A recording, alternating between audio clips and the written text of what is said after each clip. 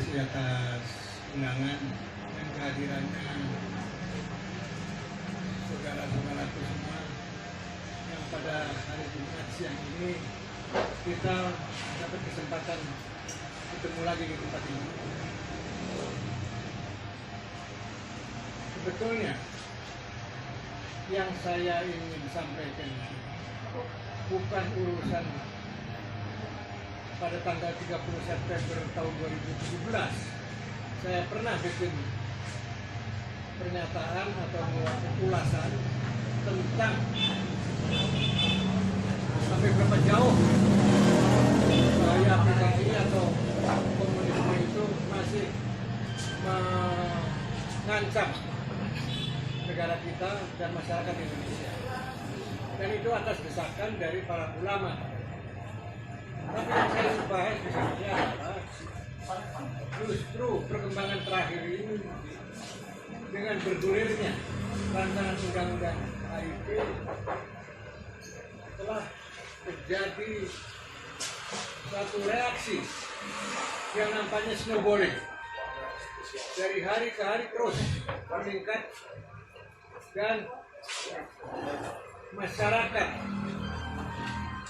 bisa dikatakan sebagian kecil atau sebagian besar yang memberikan reaksi dan menolak rancangan undang-undang HIP.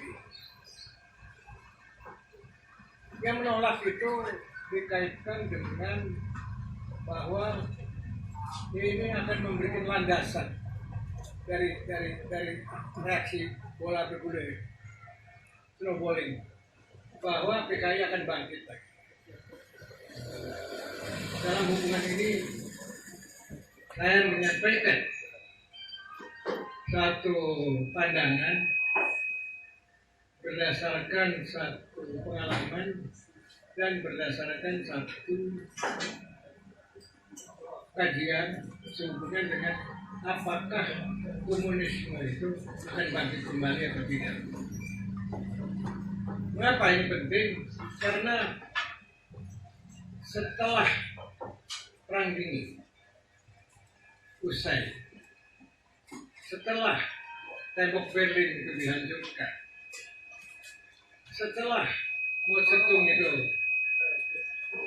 meninggal dan diganti oleh satu rezim baru yang boleh dikatakan agak menyimpang dari ajaran-ajaran komunisme. Begitu juga apa yang terjadi di Rusia setelah tembok Berlin hancur, maka Komintern atau Komunis Internasional sebagai satu organisasi yang mengayomi gerakan-gerakan komunis di seluruh dunia itu boleh dikatakan sudah nggak ada tempat berpijaknya. Maka saya melihat berdasarkan tentu observasi dan pengamatan saya, komunisme, saya katakan komunisme itu sudah punah dalam pengertian komunis yang klasik. Mengapa? Karena yang muncul dan lahir itu sekarang ini, yaitu apa yang disebut state capitalism. Komunis itu jadi negara kapitalis baru. Yang ada sekarang adalah state capitalism dan corporate capitalism. Yaitu corporate capitalism, yaitu kalau kita sebut yang sekarang menggembor-gemborkan dan terus ingin mewujudkan globalisasi, world order di dunia. Nah, jadi ada state capitalism dan ada corporate capitalism. Baru kira-kira belum sampai satu abad, belum sampai satu dekade, baru kira-kira belum satu dekade, ada gagasan yang mulai bergulir, dicetuskan oleh Zizek. Beliau itu orang pemikir atau filosof dari negara Balkan yang mencoba mengatakan bahwa ada komunis gaya baru. Mulai hidup kembali komunis gaya baru. Yaitu sebagai sintese, seakan-akan sebagai sintese dari kapitalisme dan ya dari state kapitalisme dan corporate kapitalisme. Nah, saya coba ulas sedikit. Dia mengatakan bahwa setelah pandemi COVID-19 ini, maka rejim yang menganut sistem globalisasi atau perdagangan bebas atau yang disebut tarif bebas, pokoknya yang semua perdagangan bebas itu ambruk. Terjadi resesi di dunia. Semua negara yang menganut aliran asalnya corporate capitalism. Yang kedua, state capitalism juga mengalami stagnasi. Karena apa? Karena ada kapitalisme itu kan perdagangan juga, dan juga macet juga perdagangan ini di berbagai negara yang biasa menjadi pasar dari negara-negara Cina, termasuk Indonesia, termasuk Singapura yang dekat di Asia Pasifik. Dan kedua, dengan state kapitalisme ini ternyata bahwa apa yang dimaksud dengan ajaran komunis agar supaya kaum proletar itu hidupnya lebih layak dan lebih sejahtera, nampaknya masih belum dicapai sehubungan dengan apa yang dikaitkan dengan tadi COVID-19. Nggak ada yang melindungi. Negara tidak bisa melindungi rakyatnya.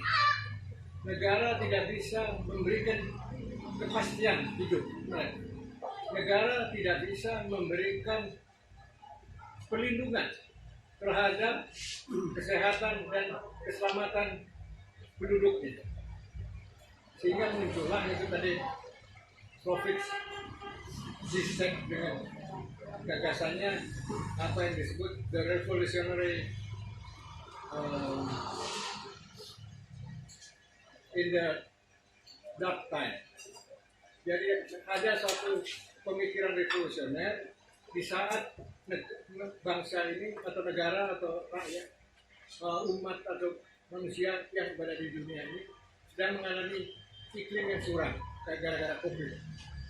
Nah inilah yang menurut dia yang mesti kita selamatkan dengan gagasannya dia. Sekarang terlepas dari itu semua, yang mau kita bahas di sini kan urusan di Indonesia, urusan di dalam negeri. Bagaimana dengan berbagai isu yang berkembang, entah pada level globalisasi dan juga pengaruhnya terhadap dinamika internal, terhadap dunia kehidupan di tingkat nasional. Kemarin tadi saya katakan mulai awalnya COVID-19, state kapitalisme anjlok, resesi hancur, perusahaan-perusahaan besar hancur. Kita lihat Singapura saja, minus perdagangannya 41%. Dan Singapura ini bisa eksis dan bisa jaya hanya karena dari Cina, dari Indonesia yang menjadi tulang punggung perekonomian Singapura, sehingga terjadi ya resesi juga dan terjadi kemunduran ekonomi. Nah dalam konteks ini maka yang kita bicarakan kan Indonesia. Apakah kena Indonesia ini dengan COVID-19? Di mana sistem terlepas daripada Indonesia belum jelas mengadopsi yang mana, apa corporate capitalism atau state capitalism atau yang sekarang mengadopsi Pancasila. Saya nggak membicarakan sistem, tapi yang jelas lapisan menengah ke bawah sekarang keadaan ekonominya sangat memprihatinkan dan sangat, saya katakan bisa sangat menderita. Nah, mengapa keadaan ini menjadi ini? Kalau kita bandingin Vietnam kok bisa tak bertahan. Artinya suatu negara yang sedang berkembang, tapi dalam keadaan COVID-19 dia masih tetap eksis dan bisa mengatasinya. Ini masalahnya masalah manajemen menurut saya. Jadi bukan sistem, tapi manajemen yang terukur, terstruktur dan teratur, dijaga agar supaya satu manajemen ini bisa ditegakkan. Dalam konteks ini kita sama-sama bicara soal isu kan. Bergulirlah kemudian isu PKI bangkit dan segala macam. Karena kita harus lihat pokok persoalannya di mana. Kok sampai bisa bergulir di Indonesia ini sampai begitu dahsyat. Seakan-akan ya udah diambang pintu bahaya PKI dan segala macam. Kalau menurut saya PKI nggak mungkin bisa tumbuh kembali atau bisa bangkit kembali. Saya tahun ke-72 saya pernah ke Pulau Buru. Saya tahun kepanjangan. Dan saya waktu itu diajak sama Pak Watasan bersama Panglima tertangkap Jenderal Sumitro. Saya melihat di situ bagaimana keluarga Tapol golongan B. Dan saya diminta membuat catatan singkat. Yang catatan saya yang penting hanya satu. Bagaimana ada dua. Satu adalah 90% Tapol golongan B itu yang ideologis boleh dikatakan hanya nggak lebih dari 10%. Yang lainnya korban daripada cakar-cakaran politik di elit atas. Jadi itu satu. Yang kedua, apa yang disebut anak-anak orang PKI pada waktu itu katanya diklaim 7 juta anggota PKI. Saya ambil kira-kira ada sekitar 200.000 anak-anak umur sekitar belasan tahun atau di atas 12, antara 12 tahun sampai 5 tahun, yang sekarang ini di mana mereka? Mereka berada di mana? Dititipkan ke keluarganya, apa diasuh di yayasan, apa jadi gelandangan? Dari hasil observasi saya, sebagian besar, sebagian dari mereka itu diasuh oleh yayasan-yayasan Katolik.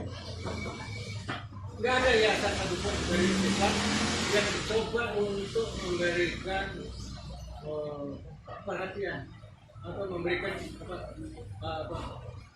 membina mereka. Jadi karena ajaran komunis mengatakan kalau dia kata religious is the opium of the people, dia sebaliknya juga Marxism juga is the opium of the people, karena ini opium juga. Ada yang mengkaderisasi, ada yang menghina, ada yang mengindoktrinasi, dan ada yang agitasi dan propaganda. Nah sekarang ini nggak jelas anak-anak ini jadi gelandangan, salah asuh. Sekarang, saya katakan sekarang, mereka umur 50. Tahu nggak anak-anak itu di mana? Sebagian ada yang di parlemen, sebagian ada yang di partai, sebagian lagi ada yang jadi pengusaha, sebagian lagi ada yang duduk di BUMN, sebagian lagi ada menjadi eselon 2, bahkan eselon 1. Anak-anak orang PKI. Apakah masih ideologis? Menurut saya nggak ada. Karena zaman ini sudah berubah, lifestyle mereka itu sudah bourgeois. Saya katakan lifestyle mereka sudah bourgeois dan mereka susah. Kalau kita identifikasi mereka seperti Tan Lingji yang kemana-mana pakai sendal jepit dan kemana-mana cuma bawa anduk, di mana bisa. Jadi yang proletar itu udah hampir nggak ada. Ini itu satu. Yang kedua, saya coba untuk menjajaki di antara mereka, mungkin nggak semua, tapi dari hasil sampel ada kebencian dan ingin balas dendam terhadap orang tuanya yang dibunuh, yang korban dari G30 PKI, dan mereka ini penuh dengan balas dendam dan ingin membalas dendam. Siapa yang menjadi inceran atau dikatakan target itu? Kelompok Islam dan TNI Angkatan Darat. Jadi oleh karena itu, jika isu sekarang bergulir urusan-urusan PKI, kita mesti tanya siapa yang menggulirkan. Selama ini kita cuma ikut urusan-urusan yang berkaitan dengan bergulirnya dan mulai bola itu tambah besar, snowballing. Buat saya, yang kita harus ketahui itu, ini tidak mungkin kalau tidak ada grand design.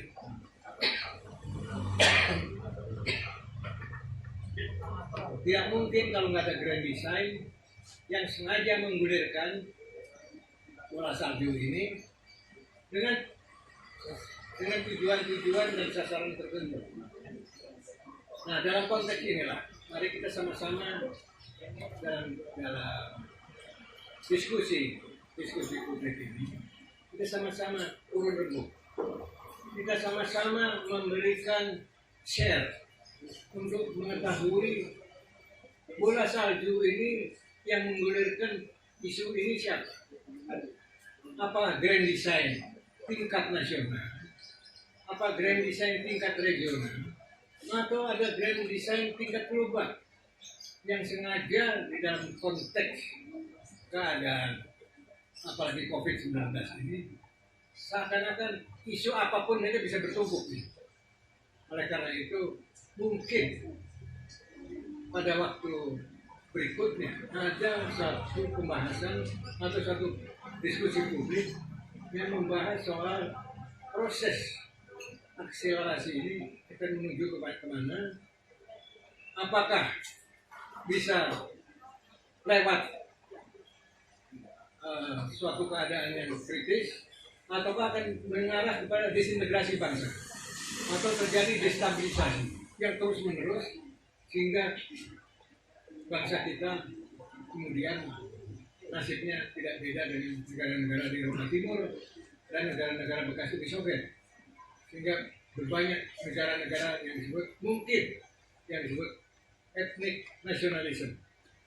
Ini pada diskusi berikutnya saya kira ini perlu diuji dan dikaji. Snowballing ini mana arahnya? Sehingga dengan demikian kita bisa memprediksi arahnya kemana. Kalau kita lihat Papua sekarang, kita lihat Aceh, kita lihat Maluku, terkesan buat saya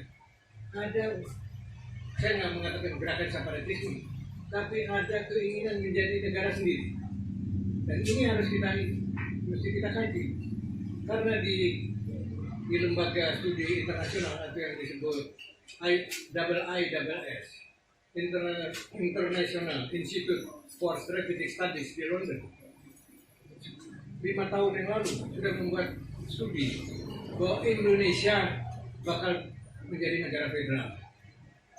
Tapi namanya juga studi, benar apa enggak? Semua harus kita pelajari. Itu diskusi berikut. Tapi diskusi yang sekarang tetap kita tekankan kepada apakah bola salju ini akan bisa mengancam kedaulatan negara kita. Ada yang potensi disintegrasi yang akan menghadapi ini, yang akan mencegat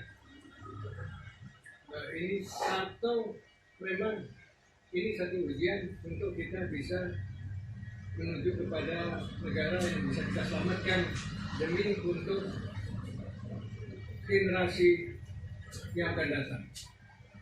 Oleh karena itu saya kira barangkali dari saya cukup sekian dulu. Terima kasih. Assalamualaikum warahmatullahi wabarakatuh. Baik, Pak Rito, ada sedikit saya ingin memberikan pertanyaan sebelum tadi saya berikan kesimpulan sedikit. Dalam tulisan Pak Harito itu menyangkut 3 aspek: isu kebangkitan komunis, masa depan umat Islam, dan juga kedaulatan bangsa Indonesia.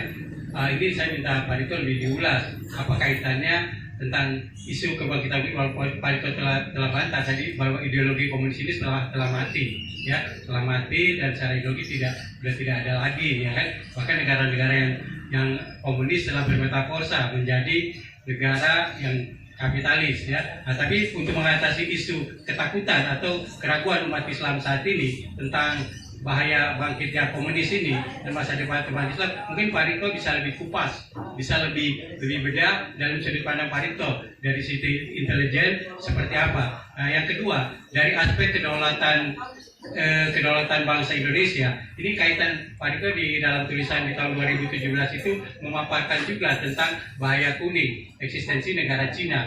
Nah, ini saat ini wujud negara Cina masuk ke Indonesia dengan tenaga kerja asing yang begitu masif masuk ke Indonesia. Ini adalah suatu ancaman juga bagi kedaulatan bangsa Indonesia. Bahkan di situ Pak Harito menyinggung tentang bagaimana ketegasan pemerintah kita, jangan sampai negara kita nanti bermata uang yuan.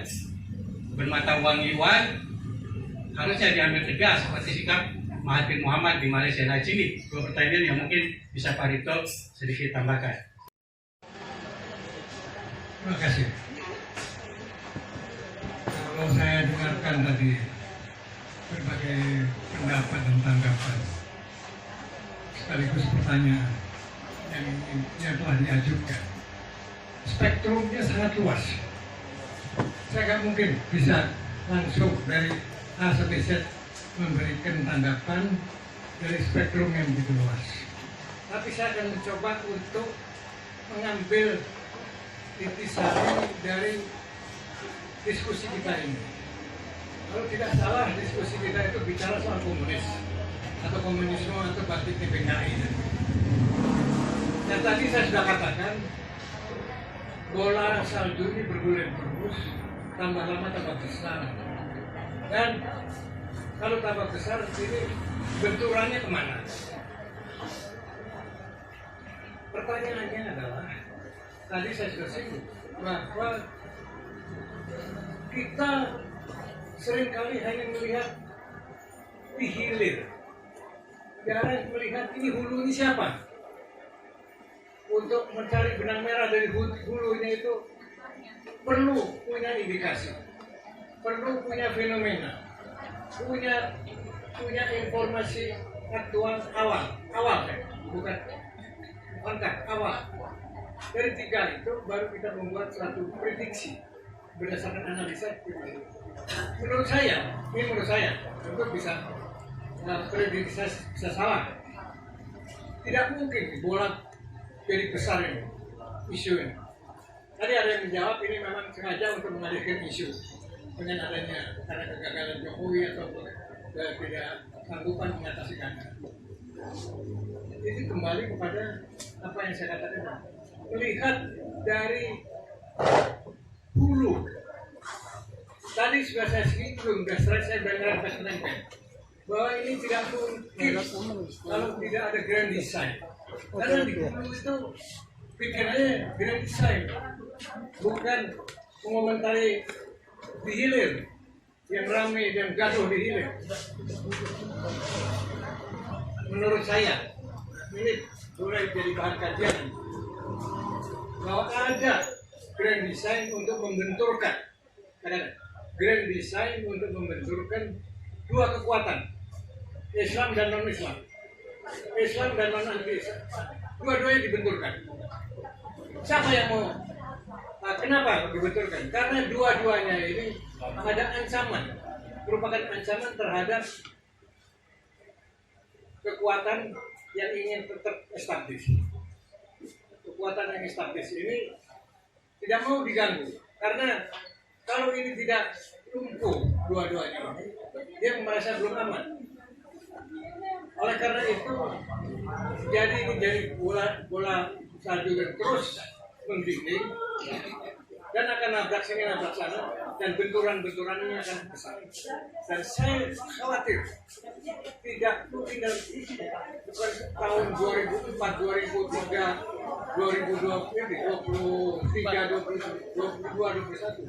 Saya khawatir tahun ini juga akan terjadi benturan besar sehingga boleh jadi akan terjadi chaos, boleh jadi.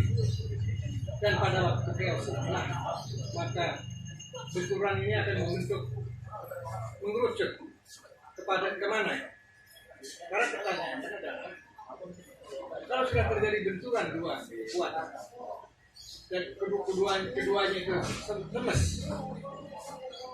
siapa yang berkenan untuk? Tadi saya sudah katakan, yaitu ada kekuatan yang mendesain untuk supaya kelompok yang tidak suka sama dua-duanya, baik yang tidak suka sama PKI atau komunis, atau yang kelompok Islam, kasarnya begitu, yaitu kelompok-kelompok atau satu kelompok yang mempunyai kepentingan global yang sudah mendesain untuk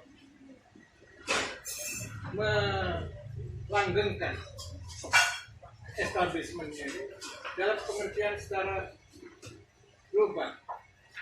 Saya tidak berani katakan bahwa ini Amerika atau Cina.